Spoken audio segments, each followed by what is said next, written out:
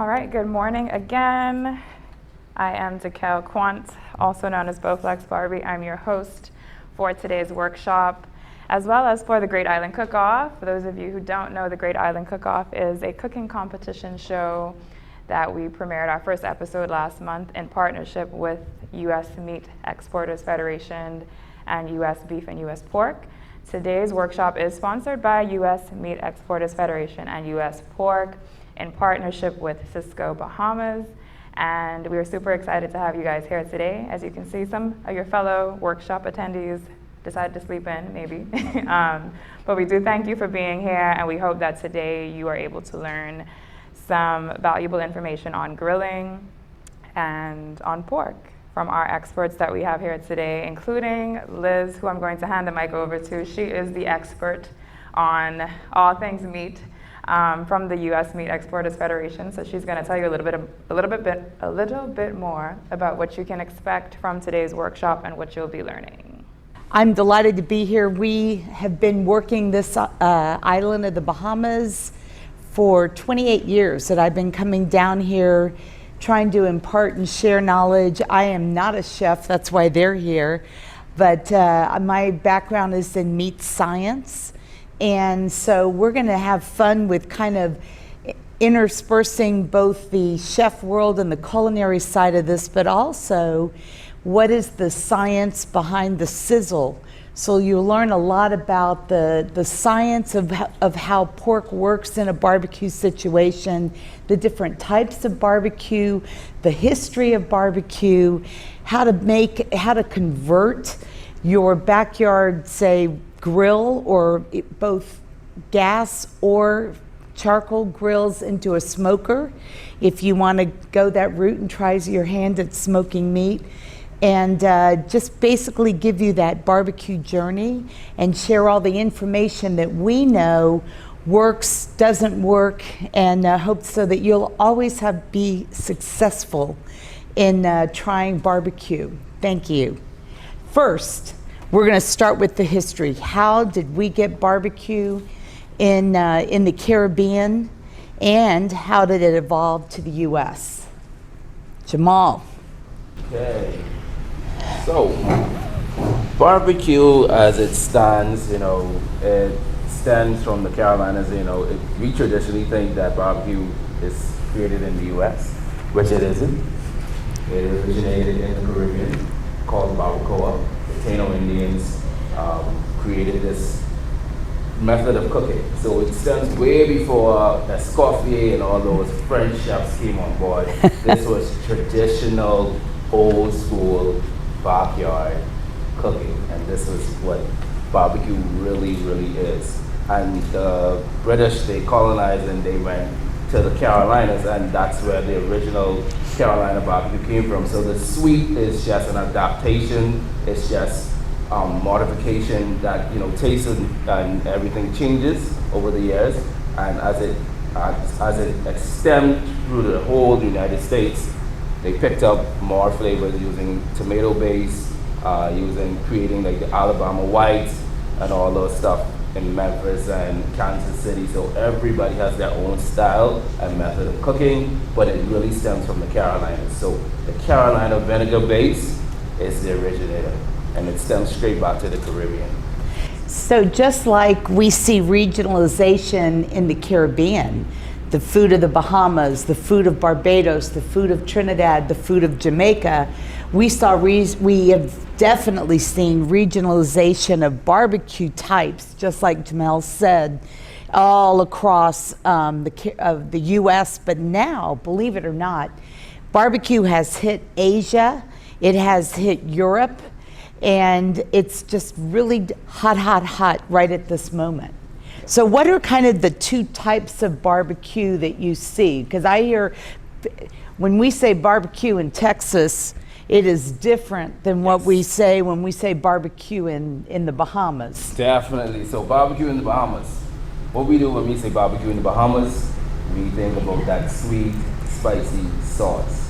But barbecue isn't about the sauce, it's the technique. So it's about the smoke penetration, it's about either dry or wet rub marinades So you build on that, and your barbecue should be able to stand alone without the sauce. So when you're talking about barbecue, you're talking about technique. You're talking about building flavor. Then the sauce is just a booster, just an additive. It's a finisher.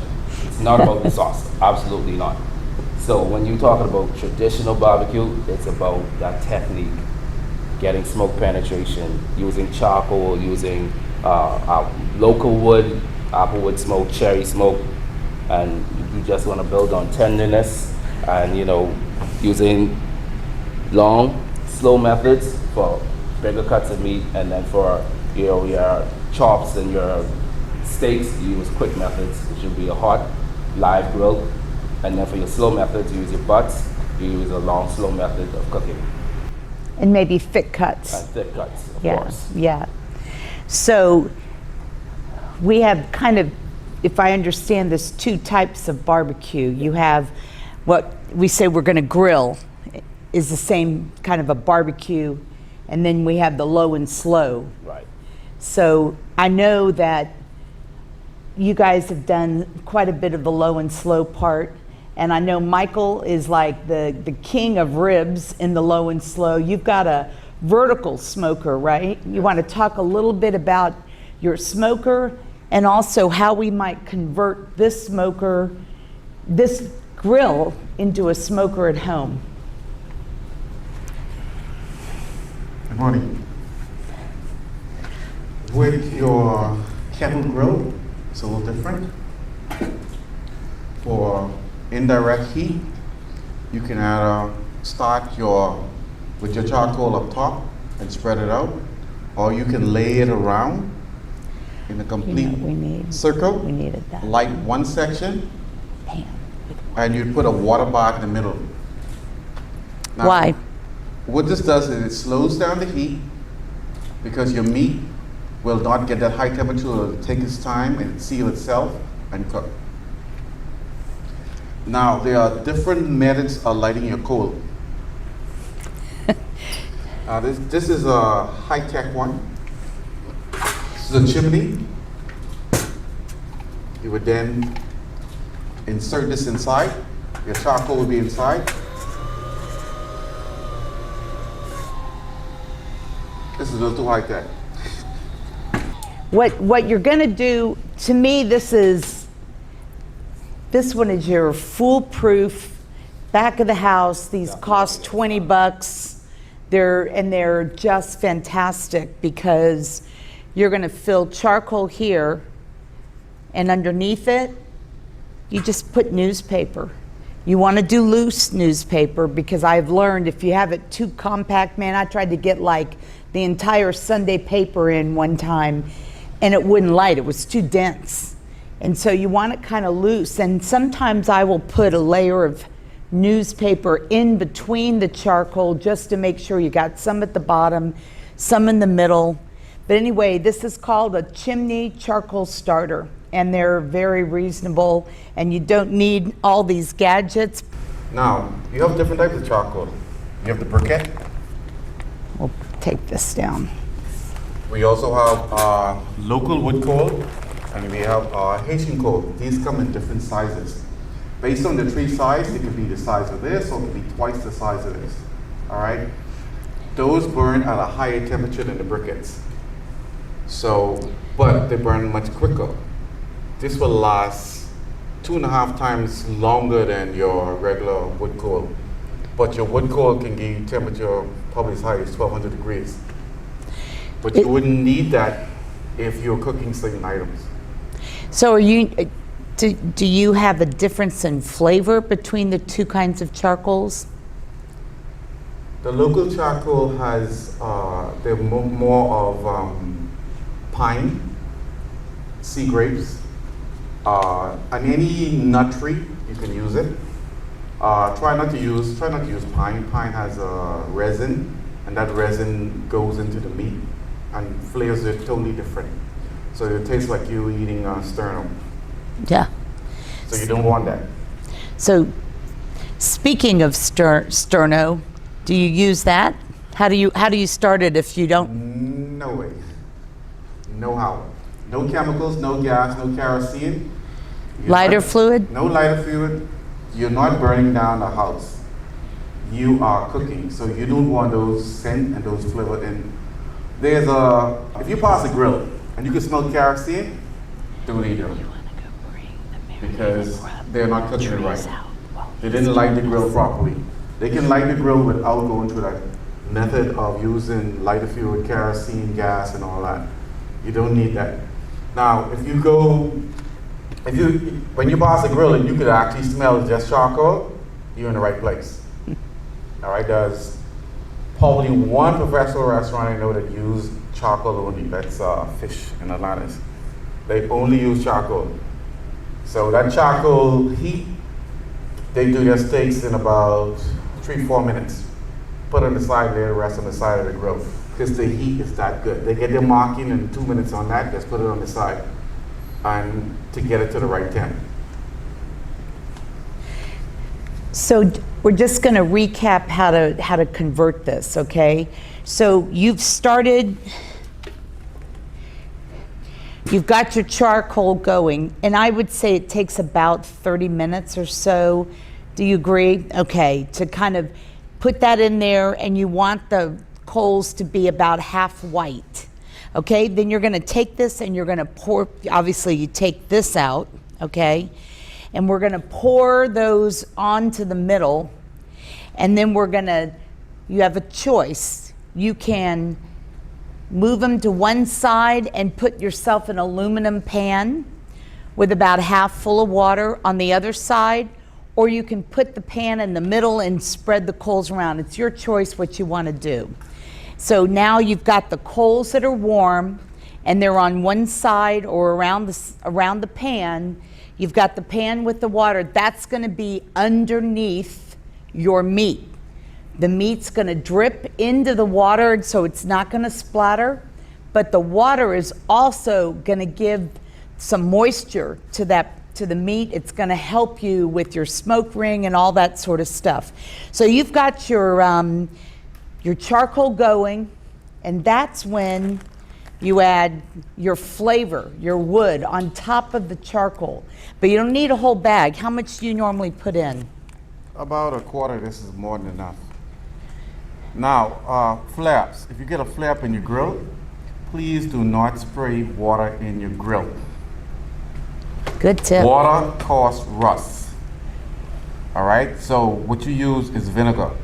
Probably I prefer apple cider vinegar, and I see a flare up, I just hit it up, spray it down, and it comes right down.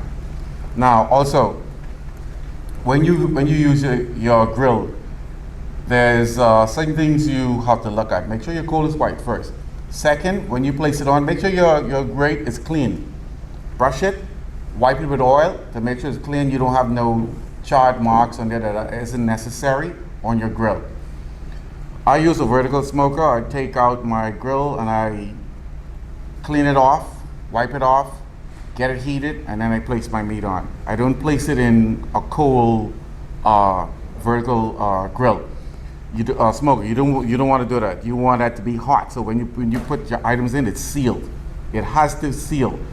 When it seals, all the moisture stays inside and cooks and heats inside. So it stays sealed. So that makes it more tender, more juicy.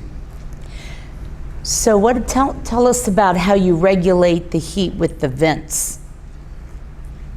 This grill has a vent. Where is it? At the bottom? At the bottom. Uh-huh. A lot of persons just think it's just to get the charcoal out. That's not what it's for. You have two sets of vent. You have a vent at the bottom, which releases the charcoal. So you get more heat because you got to release that dust. To get that dust out, to get more air inside and heats it up much quicker. Then you have a vent here. So these two vents works together. Now if you shut this and shut that, you are making an oven. So it seals and cooks it much quicker and much hotter. Now if you see it's going out, then you just open the vent a little bit or totally hold. Now I'll tell you something else. When you're using a kettle, people make a mistake of thinking that the flame's going to die down when they put this on top. If this vent is open, that's not going to happen. This is going to cook at a higher temperature because the vent is closed. So this is going to go from maybe 500 degrees to maybe 700, and you open it and then you find that everything's burnt. That's because you didn't close the vent. So you close the vent to a certain degree to make sure you have efficiency in heat. But what about smoking? Don't you want that smoke to pull up through your vents? If you want the smoke to pull up, then you leave this closed and leave the bottom one open. So it'll come through, and it'll naturally come through, because smoke, you can't stop it. Can't, where there's fire, there's smoke, huh? Yes. Gotcha. Okay, good. Does anyone have any questions on this, on converting a grill? Now, if you have a gas grill, you can do the exact same thing. If you've got two sides, that makes it even better. You just turn one side on, and you're going to put your chips in there, and if you don't have a fancy box to put them in, you can easily put them on a piece of aluminum foil and set them on top of the gas briquettes, I guess it's called, and it will do the same effect.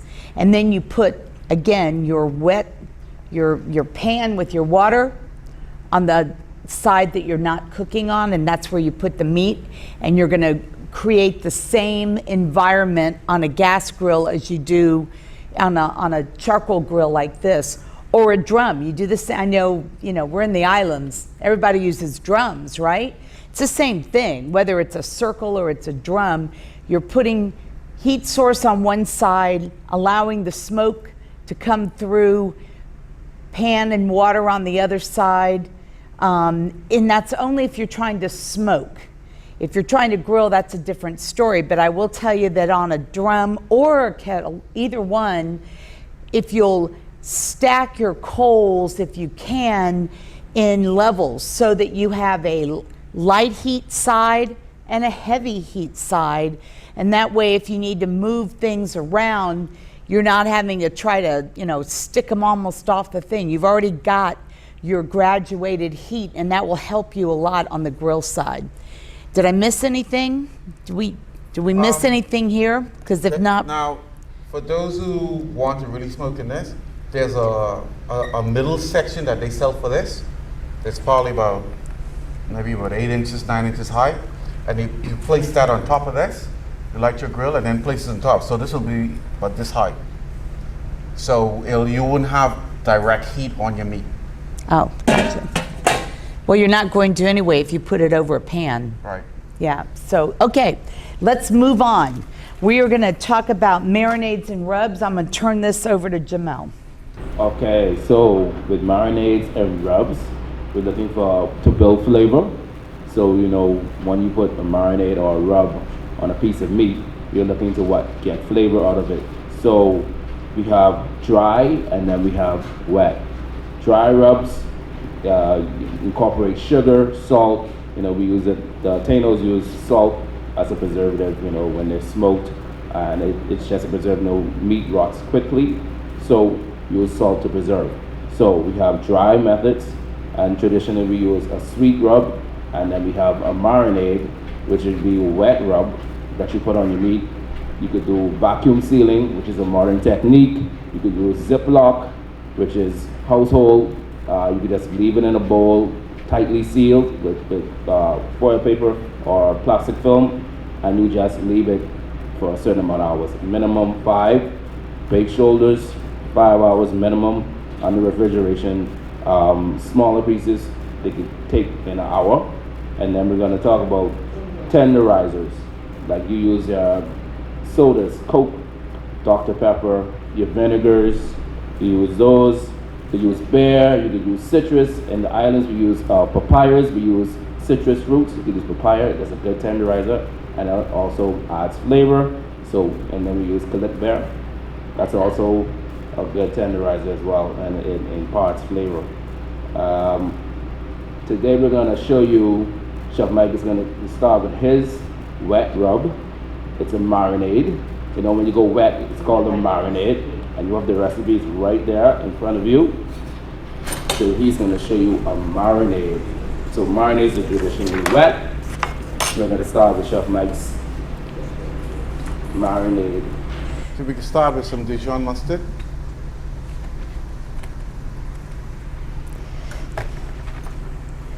And you put in your dry herbs.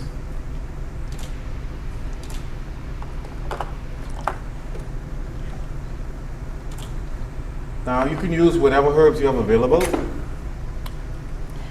little bit of pepper, habanero. Now this is very spicy and it hits the nose. Fresh garlic. If you don't have fresh garlic, you can use dry garlic.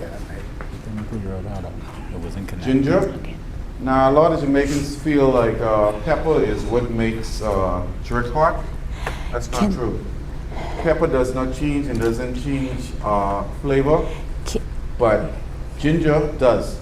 Ginger is very peppery and it changes its flavor based on how long it's being marinated. So they can't if you have see him ginger at tea, all because he's standing right in you'll the find that if you make it on day 1, it's okay, and by day 3, it's peppery, and you didn't add any pepper to it. Then we add some mojo and lemon juice. This is sour orange. And what sour orange does, it breaks down and gets into the membrane of the meat.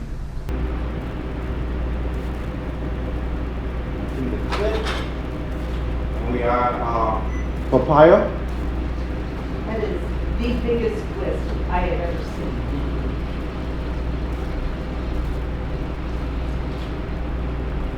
Oil.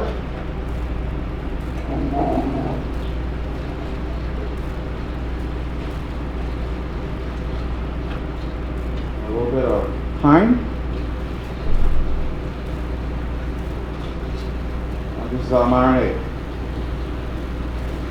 Hang on, we're gonna step back just a minute because I want to tell you what cut we're doing on the. This is not just meat; these are pork, U.S. pork, St. Louis ribs, and in front of you, you have this U.S. pork brochure. Okay, this is the ribs brochure. What do you call it? Layout. If you open it just one and look right across the top, you can see that what we've done is we have removed brisket bones and diaphragm section from a whole spare rib. Now, where does the spare rib come from? The belly. It's the belly section of the pork. So it's got good meat but good fat. And then we're making these ribs more uniform. If you can hold one of those up, this is much more uniform than a normal spare rib. You know, a normal spare rib, when you buy it, one end kind of tapers off and the other end's bigger. This makes every single one the same size, because I don't like when I go out and I get a slab of ribs or half a slab and I get the small end. And always, Michael or Jamel, they get the big end, and I'm over there fighting with these small bones and riblets, and they're over there eating away like kings and queens, right? So this makes every single rib the same size. Now, how is that different than a loin back rib? The loin back ribs come from here. So you see right here on the top, we're still up on the same section. There's your full loin back rib coming off of, here we go. Sorry about that. That came off of that whole loin section. They tend to be smaller. And I know that used to have Tony Roma's here in this market, and they put the loin back rib on the market, but what did they call it? I love my baby. Oh, that's Chili's, baby back ribs, right? So people know that cut probably more often as a baby back rib than as the real name for it, which is a loin back rib. They tend to be smaller, the bone tends to be more curved, and you only have about 8 bones on a back rib and you have at least 11 on a spare rib or St. Louis rib, okay? So that's basically the difference. The St. Louis rib will be a little meatier than the back rib, and it's just your preference. It's all kind of the same muscle coming all the way through. One's from the loin, one's from the belly, and it's just what you like to do. But today we're doing the St. Louis rib, okay? All right. How are we going to prep the rib? So to start, if you'll hold this up to show, there is a membrane that if we can get that removed, it is going to reduce the toughness of the cut. Because the other thing it does, a lot of people don't realize, if you don't remove this, all the rub you put on top of that does not penetrate. It's like having a piece of plastic wrap. And then the minute you remove it, now you have the chance for all that flavor from the rub you've worked on to go through. Okay, what are you gonna do? Okay, we're gonna move the membrane now. You can't use a sharp knife like this. It has to be a blunt knife. This is an oyster knife. So you would take it on, first pass right under the bone and lift it up. And you would take your hand and push it under the membrane. I'm going to get you a paper towel, because I've found that if you grab a paper, there you go. You grab a paper towel, that thing is otherwise slippery like a catfish. And if you'll grab a paper towel, this would be a fun thing for your kids to do. You know, if you're looking for activities for the whole family, being able to, you know, let them play with pulling this membrane off would be fun. Yeah, especially with a glove. Okay, and there you go. you can take it off like that.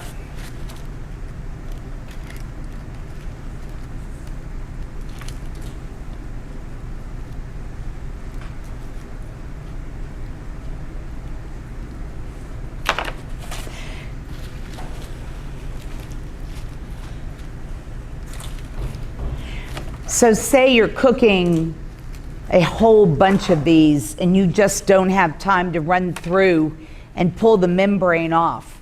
Your other option, although that was pretty fast and he got it done, your other option is you can score it. You can take a knife and come along that membrane and make like X's across it, or even score straight down the bone, and you're able then to again open that up so that your marinades and things can get in there, and that when you eat it, you're not stuck with eating this tougher piece of connective tissue. Here we go. If you'll hold that up so they can, there you go. So this will be taken off right Turn here. it, there you go.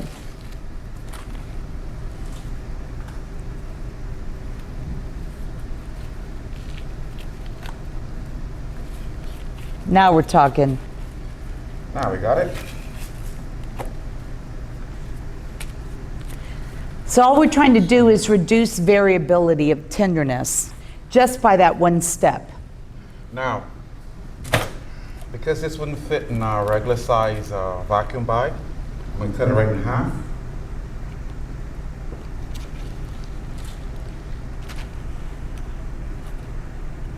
Between the bones, I take it. Yes, right between the bone. And stir our marinade.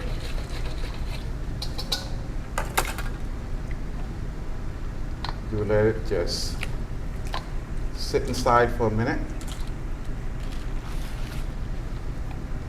God, that smells good. And you put it in a vacuum bag.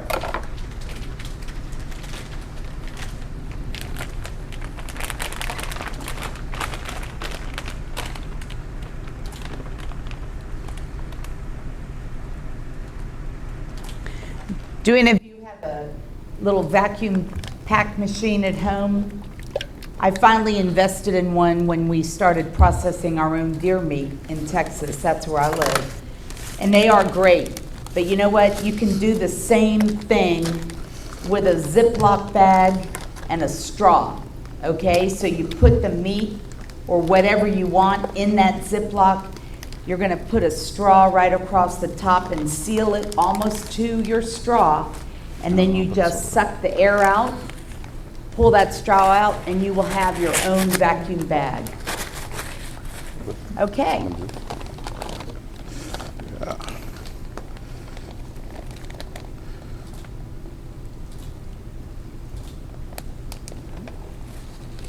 Beautiful, beautiful. Okay. So talk about when you cook ribs. How do you know when they're done? What's your process for the Michael's burnt ground seasoning. burnt ground seasoning and ribs? Now, There you go. when You I have to hold this. when I put my marinade on, I want it to sit. If I don't have a vacuum, I want it to sit for at least 2 hours plus, so it breaks down the meat. And when I check my temperature. Now, there's different ways to check your temperature. You can use what they call Thermometer? thermometer gun. I can't remember the word. There's also digital thermometers, some of which is attached to your phone. So you can look, you can put the probe in and just check your phone. It'll tell you what temperature it is. Now, for me, I love my vertical smoker. So basically, I set it up to get within the temp of 200, 250. You try not to go over 275 Fahrenheit. So when I put those in, I make sure check them every 30 minutes because I don't want them to go over. Because if you go and you pull a bone out, it's not right. You still that meat still must be to the bone. You don't want to see it charred. You can have a nice bark on it, but you don't want to have it looking like it already have the sauce on it. That doesn't look good. Also, you try to keep it moist. If you want to keep it moist and you see it getting too hot, you go and spray a little vinegar on top. Or apple juice. Apple juice. I love vinegar base. I love apple cider vinegar. So I get the best of both worlds. If you want to spice up your vinegar, you can do that also. All right. You can blend it and then spray it on. And you could add a little heat to it at the same time. So if you didn't add heat before, you could add it afterwards. Some places brush their ribs. They literally just go and just base it with a mop or whatever. You could buy these little mops, probably about 10, 12 inches. They're good. And some people just go with a brush and just brush it on, turn it over, brush it over, and turn it over every half an hour, whatever, 40 minutes. But for me, I just rather just spray it on and call it a day. So go back to how you know when ribs are done, because this is a big debate in the islands. You know, I hear some say, "Oh, I like it falling off the bone," but from a competitive barbecue judge and from just a meat scientist, to me, if they're falling off the bone, you've gone too far. If the bone is black or it can be broken off, you've gone too far, because you're never going to get that great texture and flavor of the meat. You're going to get this more like pot roasty type flavor. Right. You don't want to get a stage where you have shredded pork. You want to still bite it, and you see your teeth marks in it. All right? If your teeth marks are not in it, you're right. It's gone a little too far. So you don't want to go, you have to check it. Well, after you pass an hour and a half, you must check it like every every 10 minutes, just to make sure. And when you press and you see the push back, you know it's getting close to be ready. If you press and your fingerprint stays in there, you're getting to be overcooked. So you must have that pushback from the meat. Good point. So, anything else on ribs? We're done. I think they're going to cook some for you. I hope people came a little hungry. Yeah? Yep, I'm going to do it right now. Okay, and I'm going to Chef Mal- turn this now, if you want to take Yeah, I'll take all these. this, and we're going to turn this over to Jamal. He's going to talk about the next two cuts that are going to be featured in the Great Island Cook-Off Backyard Barbecue, airing, I think, December 7th. Is that right? Do we know? Yeah, December 7th. And there are going to be families competing. Well, I don't know if they're families. I don't guess they have to be families, but it's an adult and a child. So I don't know if you rent a child or it becomes from your family. Either way, we're going to have the families competing for the best barbecue. And there are going to be 3 different cuts. So you saw the first one, which is the St. Louis rib. And Chef Jamal's going to talk to you about the next one. And I'll go ahead and introduce the next cut while he's getting set up. Again, we need our cut charts, our pork cuts, and you're going to open it to the same page that we had looked at for the ribs, all right? If you go to the very bottom of that page, you'll see what it says, shoulder butt or Boston butt, shoulder Boston butt. That is probably, you know, when they talk about the holy trinity of cuts for a contest, that is the cut that's always used in a barbecue, a professional barbecue contest. You'll have ribs and you'll have the shoulder butt.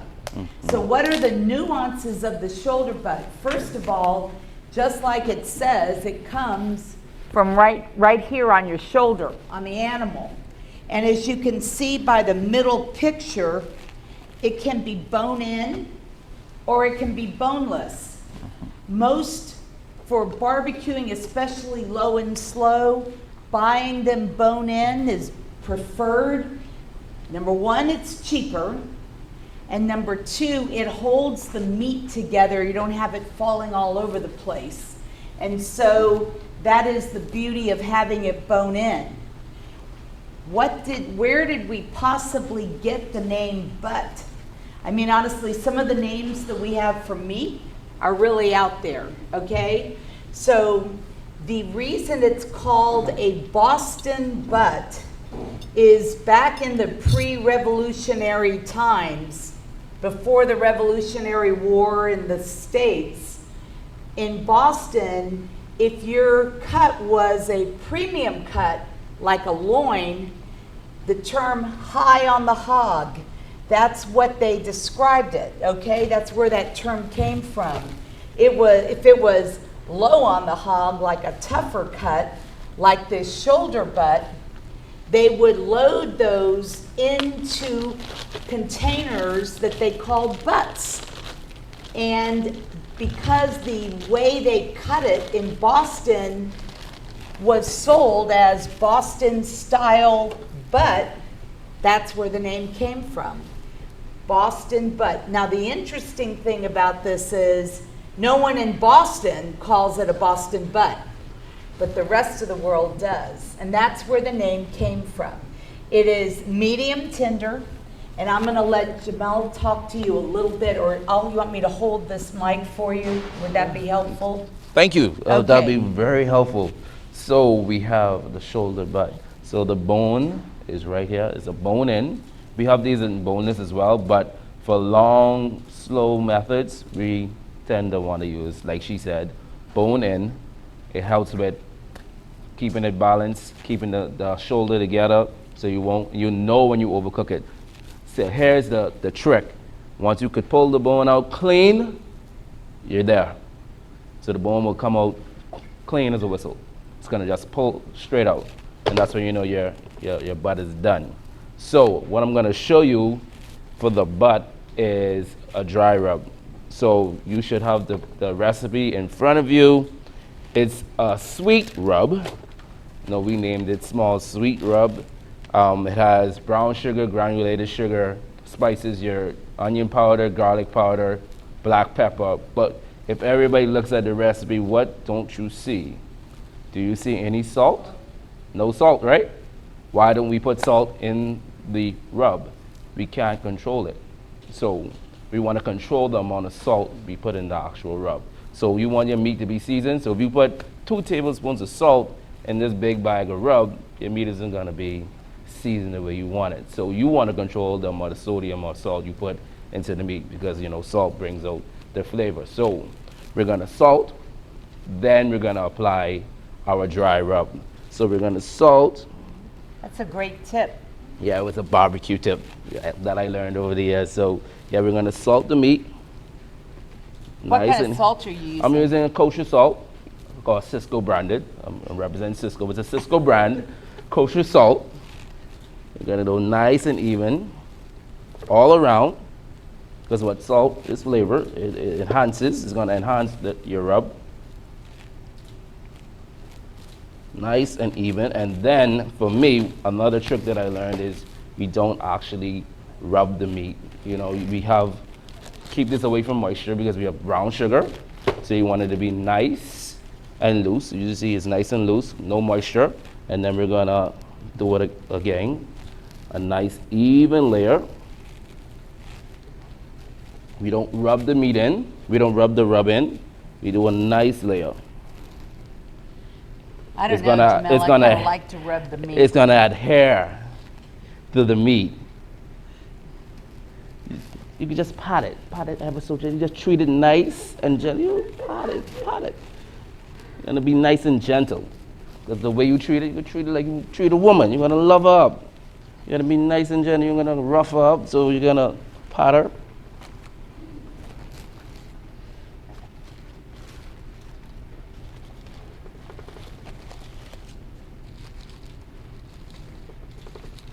Boy, that's beautiful. Good. Nice and even. What I noticed, Jamal, is that you did not need to trim this. Oh no, this one the one we have from Hormel is already just about ready to go. So you pop it out the bag, you take your towelettes and you dry it. You make sure the surface of the meat is completely dry before you start because you don't want any moisture presence. So you're gonna dry it completely. Paper towel, we have these, we bring these in as well. They help absorb moisture. You pat the meat dry, salt your meat, put your dry rub on, and then you hit the smoker or you can let it sit for a few minutes. It's up to you. It's totally your preference. So you could get flavor by going straight to the actual smoker, or you could let it sit and allow it the meat to penetrate with the rub. So what you did not hear him say is rinse the meat and then dry it. Never, ever promise yourself, I will not rinse my meat. Please say it loud. I will not. I will not rinse my meat.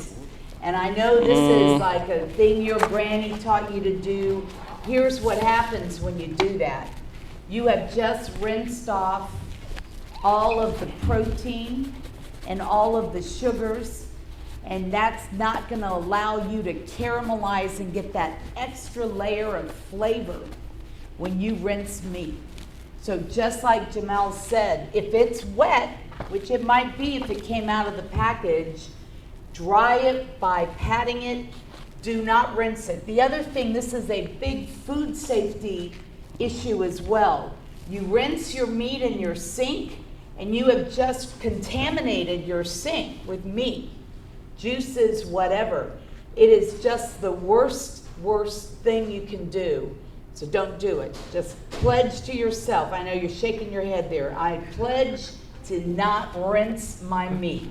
Okay? So let me introduce this cut because we're changing things up a little bit. Just a little bit. But that's okay.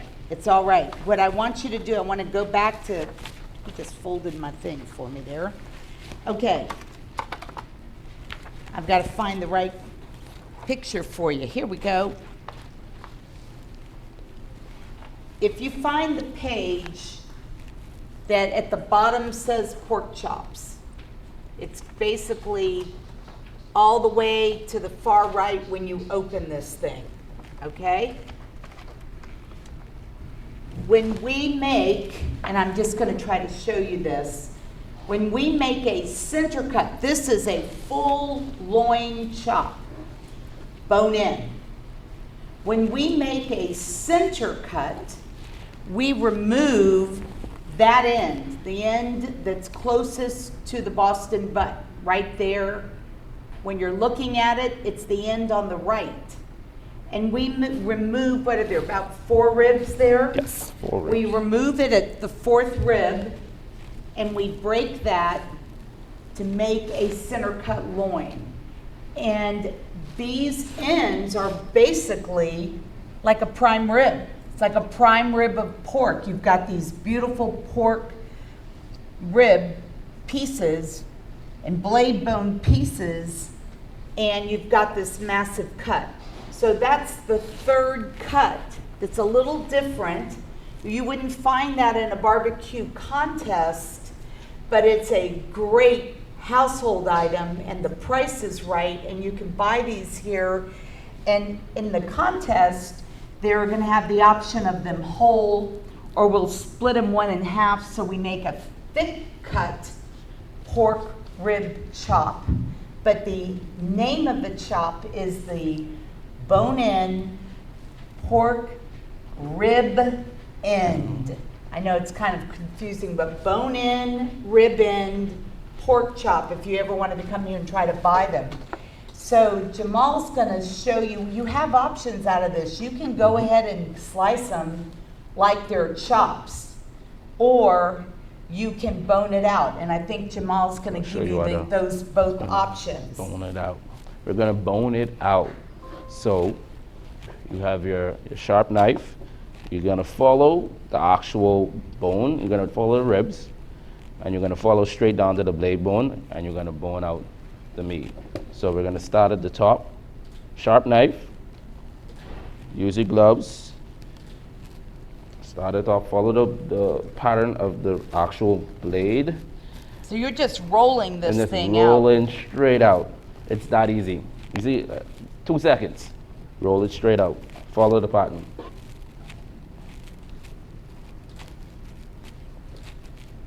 That simple. Done. So what are you going to do with these little rib bones there? So with these, you could actually roast these. Smoke them? You could smoke them. You could make a fabulous sauce. You know, I'm into sauces, so you can make a fabulous sauce with that. So much things you could do. But today I'm going to show you a little wet marinade. So can you kind of talk through the muscle, because they can't see it very well, but kind of run through what you're looking at.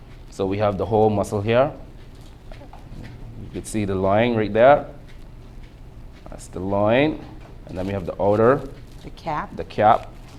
Some people remove the cap. It isn't necessary. It's going to build flavor. So we got thin. See, the butchers already have it already prepped. You have look at the layer of fat. It's so thin. So utilize the whole thing. You could roll it, truss it. That means wrap it in twine. You could marinate it. You could slow roast it. You could leave it like a crown pork loin. Just remove the actual chain, and then you're good to go. We're going to talk about temperatures. So for this cut, we use quick method. This is really a low and slow method unless you're cooking it on the bone and cooking it primal. So if you're going to cut it in chops, the most you go is 145. So 145, allow it to rest for 20 minutes minimum.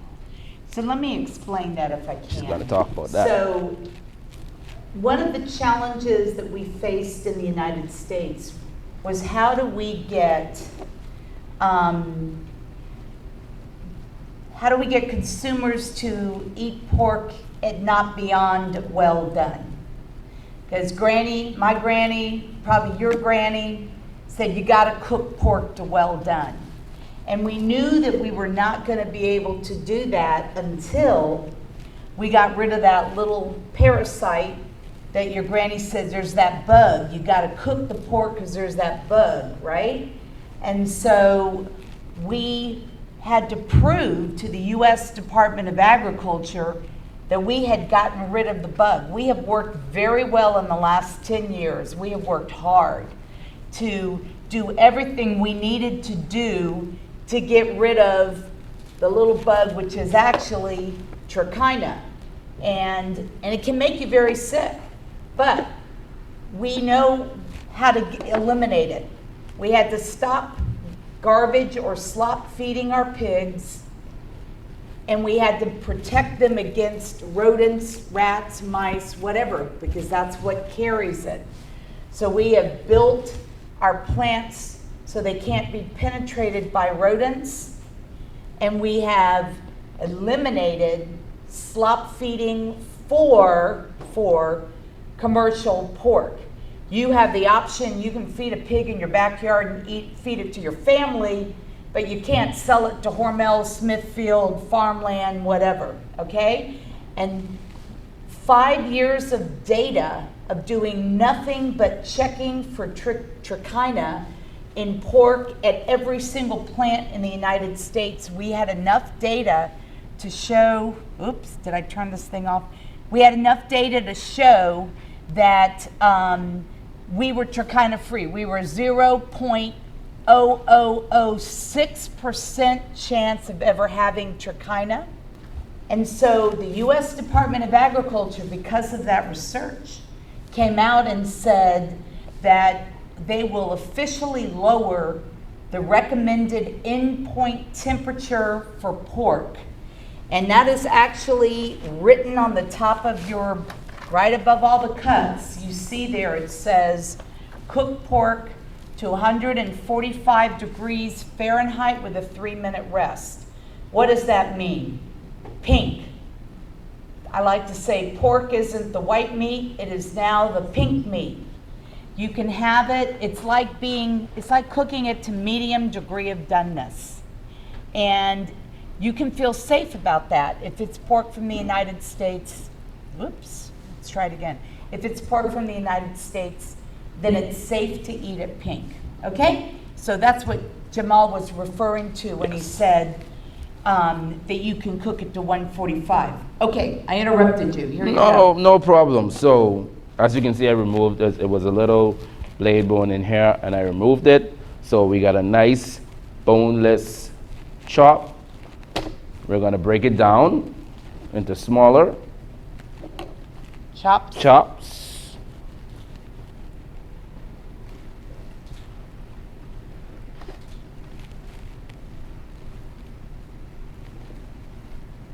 Forgot to move the little extra cartilage. And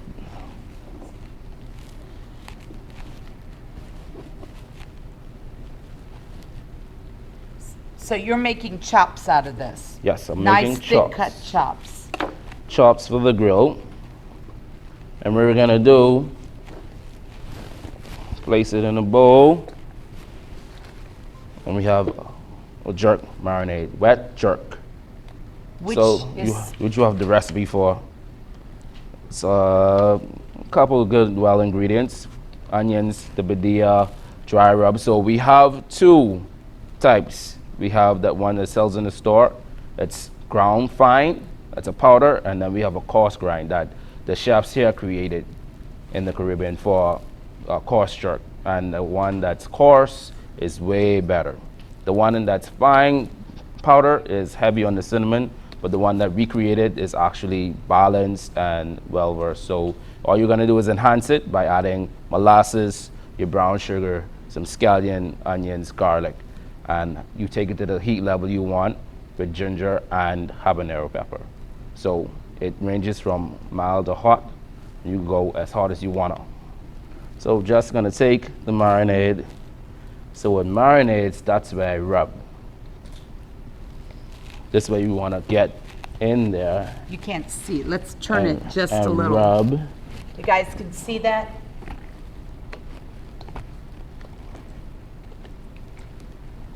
So while he's doing that, let me tell you the origin of jerk for anybody who's not familiar with the Jamaican style, okay? It was also, like the Taino Indians preserved meat by barbecuing it, the jerk was a form of preservative as well. I feel like I'm at last call for alcohol. Anyway, so of course, they did it traditionally. If it's jerk, it's over pimento wood. It isn't jerk unless it's over pimento wood. So what we have adopted now is, because it's tradition, they created actual wood chips that are pimento wood chips. So you actually can do it anywhere in the world, not just in Jamaica. So once you get those pimento wood chips and you impart that flavor into your jerk, you have jerk. You could call it jerk. Other than that, you can't say tradition. You can't just flat out say jerk. So all these jerk pits that we go to, they actually really just doing grilled chicken, grilled pork. It's not traditional jerk. Unless they imparting some actual pimento wood flavor into the meat, it's not really jerk. So they use a jerk marinade, and most of them don't even use a jerk marinade. They say the jerk man, and they're just doing barbecue or wet barbecue chicken, red barbecue pork. You don't ever taste any cinnamon, clove, spices. It's just mellow. It's just charcoal you taste. So when you're gonna talk about jerk, it isn't rushed. It's a low and slow method. Even with chicken, it's a method that is, you take your time and do it. It's not rushed. Again, I didn't add salt. I add salt when I'm gonna cook. So you marinate, you can marinate as long as you want, 24 hours, 48 hours, there's no salt. So what salt does is pull out moisture. You want the moisture to stay in. So we have a marinade, and you can let this marinate up to 48 hours, and then when you're about to cook or hit the smoke or hit the grill, you add your salt. And what the salt does is just brings the moisture out, and then you have that moisture on the surface to actually keep your meat nice and moist. So, but you're still salting before, because some people think we ought to salt after, but what ends up happening, it's like making grits. I love the Bahamas because I always get a good bowl of grits here. And what happens if you don't salt the water for grits? Or your rice. Or your rice. Or your pasta. You end up adding twice as much salt at the end. So it's always better to salt first. And you get that finished by that, man, something's missing. Flavor, that's what's missing. Something's missing. It's just that process of adding salt at the right time. Okay, so what else? Anything else to add on this? Okay, we're going to talk about temperature, and we're going to talk about when you pull it out to let it rest. So for long methods of cooking, we got the butt.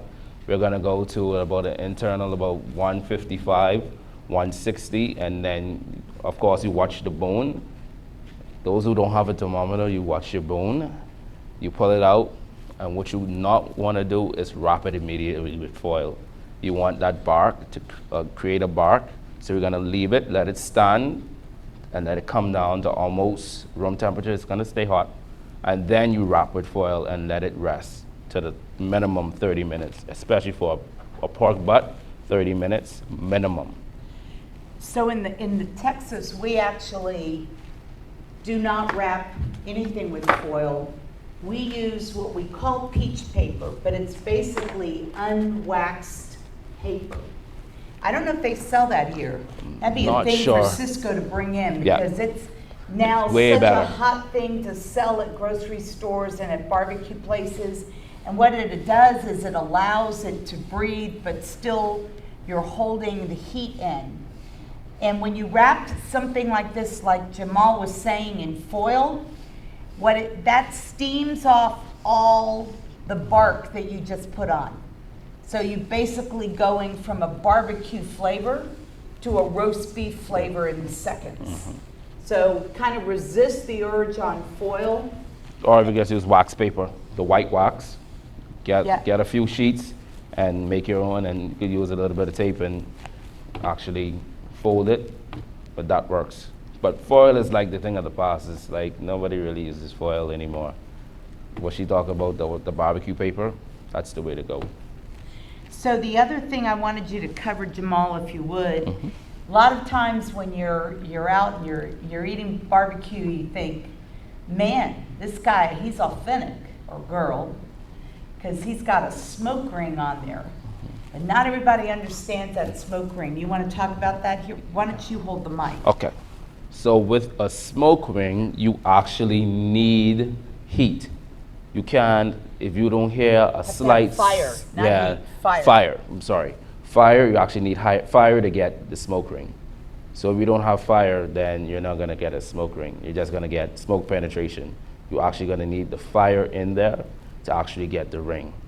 And it breaks down. Different proteins give you different hues when you penetrate with this smoke. So for chicken, what color do you think chicken is gonna be? Take a wild guess. It's gonna be pink. So when you cut a piece of chicken and you see a pink hue in the chicken, don't think it's raw. It's not raw. That's the actual smoke ring. So when you use those, when you go on the barbecue pits and you see, you cut the meat, and they cut in the thigh meat and you actually see a pink hue, a little slight pink, don't think it's raw. It's actually cooked. It's just the smoke ring. Pork, it turns, what's pork turns a little, a bit, yeah, pink as well. And for the other thing, beef, it turns that red, dark brown, it gets a dark brown smoke ring. It's almost like a purple. So the smoke ring is on beef and on pork, you'll see it right on the edge. If you cut in, you see kind of this little purple if it's beef or pinkish if it's pork. And the way you can also remember that it's pink is when it's basically curing it. It's very much the same type process.